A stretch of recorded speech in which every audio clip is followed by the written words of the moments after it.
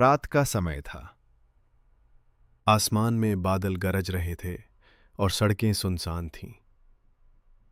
शहर के सबसे बड़े सरकारी अस्पताल के बाहर एक बूढ़ा आदमी भीगी जमीन पर बैठा था। उसकी आंखें अस्पताल के गेट पर टिकी थीं, मानो किसी अपने की झलक का इंतजार कर रही हों। हाथ में फटी हुई चप्पल, बदन पर पुराना कुर्ता और माथे पर चिंता की गहरी लकीरें। ठंडी हवा में भी उसका पसीना नहीं रुक रहा था। उसका बेटा आशीष एक एक्सीडेंट में बुरी तरह घायल हो गया था। उसे तुरंत ऑपरेशन की जरूरत थी, पर डॉक्टरों ने कहा खर्चा ज्यादा होगा, खून की जरूरत होगी, इंतजाम जल्दी करना होगा।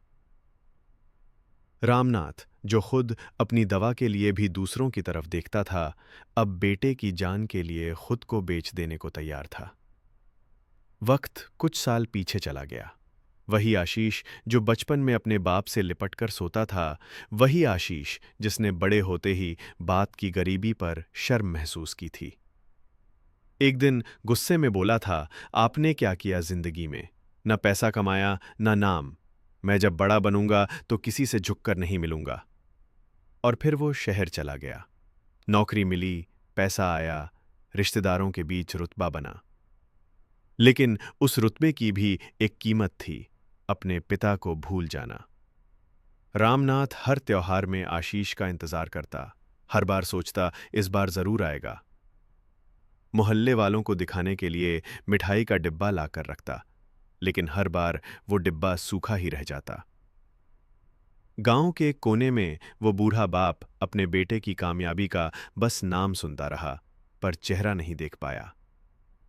और आज जब मौत आशीष के दरवाजे पर खड़ी थी, रामनाथ फिर वही कर रहा था। बिना कुछ मांगे, बिना कोई शिकायत किए, बस उसके लिए दौड़ रहा था। उसने डॉक्टर से कहा, बेटा बचा लो, मेरी जान भी चाहिए तो ले लो, बस मेरा बेटा बच जाए। और डॉक्टर ने खून लेकर ऑपरेशन शुरू करवा दिया। कई घंटे बाद जब आशीष को होश आया तो उसने सबसे पहले पूछा, मेरे लिए कौन आया?